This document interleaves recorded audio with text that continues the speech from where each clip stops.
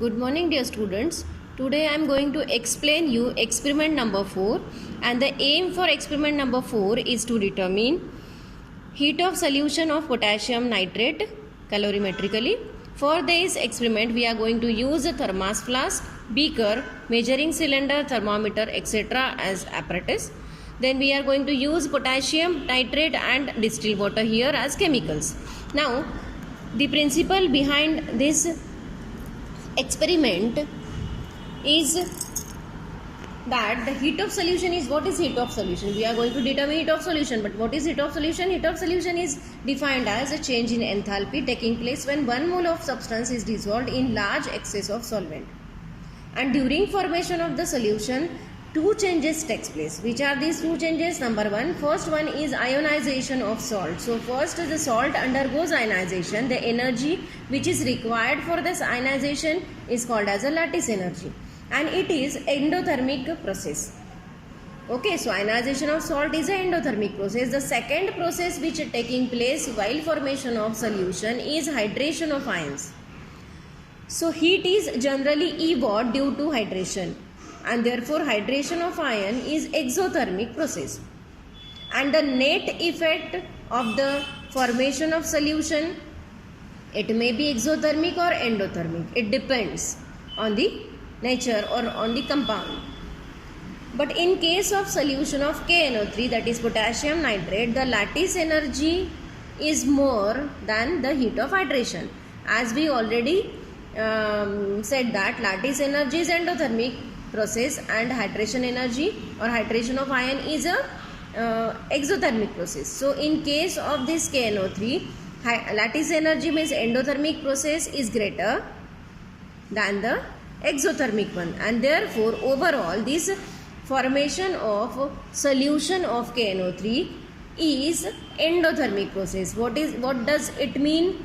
It means that whenever we add that KNO3 powder in water to form its solution, the temperature of water, it will decrease. Okay, so now we are actually going to start the experiment, or I am going to explain the procedure of this experiment. So here we are going to perform the experiment in two parts. So first part is to determine the water equivalent of thermos flask. So now this is a thermos flask. Can you see here?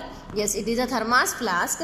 So for determination of water equivalent of thermos flask, first we wash this thermos flask thoroughly with water. We dry it, and then we add or pour 100 ml distilled water in it. Now how will you add 100 ml of water? With the help of this beaker? No. As I already told you in very first experiment, for measuring any solution we use the measuring cylinder. So this is a measuring cylinder, and you can see that we add up to 100 ml. So it becomes 100 ml accurately. So I already pour 100 ml of water in the thermos flask. Now what is my next duty? I have to note down the temperature of this cold water with the help of this thermometer. So I keep the thermometer here, and through this transparent portion I can see that I can note down the temperature of that cold water. Suppose that temperature of cold water is T1 and it comes as 32 degrees Celsius. Okay.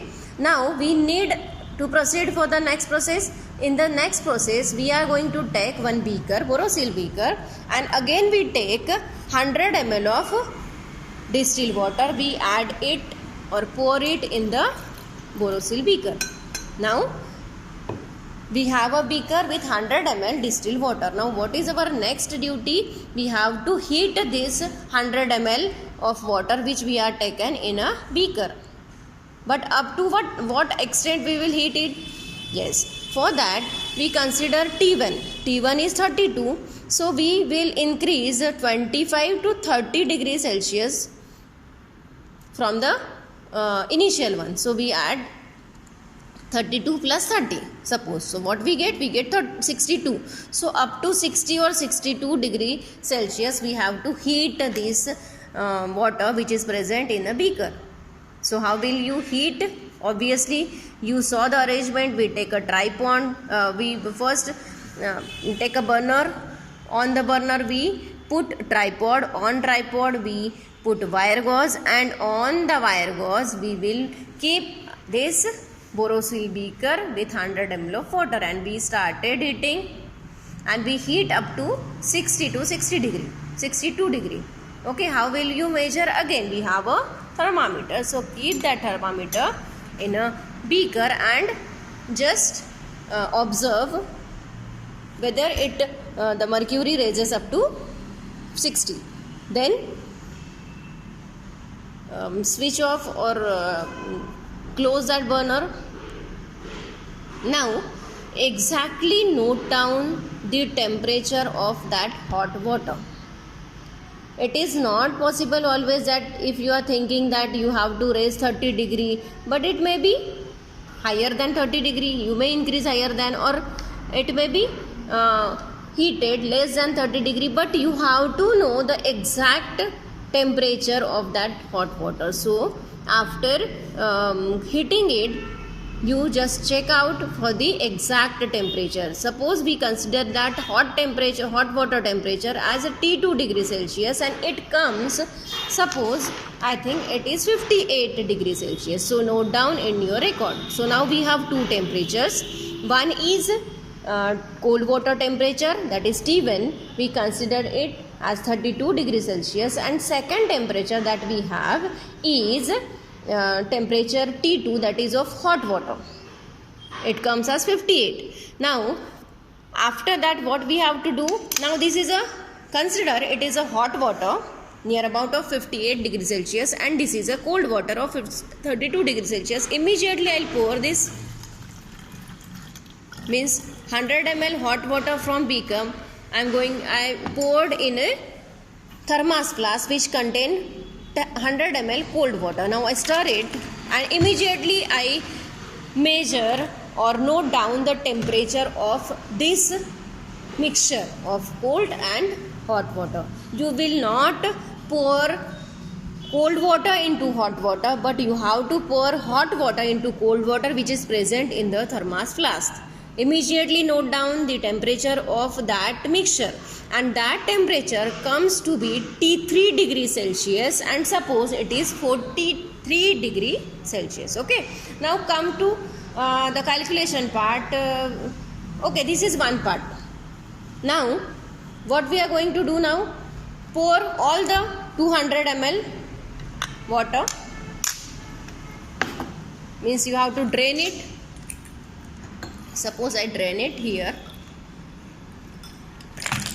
Then you have to take another cold 100 ml water with the help of this measuring cylinder. Again up to 100 ml mark you will pour the cold water, and I am again transferring it to the thermos flask. So you have to again note down the temperature of this cold water. We are talking about, now we started the second part. Okay, it is a part 2 where we are going to actually find out or determine the heat of solution. So in the second part what we did, first we pour all the 200 ml water before what we did there or mixture, and then again I rinse that flask. Then I take 100 ml fresh cold water and with the help of measuring cylinder and transfer it in a thermos flask which is dry flask. Okay, now I took the temperature, or I note down the temperature of this cold water. Obviously the temperature, it should be just like T1. As we measured T1, it comes out to be 32, so it should be 32. Okay, now what is our next duty? So our next duty is, we first with the help of a balance we measure 5 grams exactly of potassium nitrate powder. So this is a potassium nitrate powder which I already weigh. It is 5 gram. Now I pour it in this thermos flask which contains 100 ml cold water. Then what happened?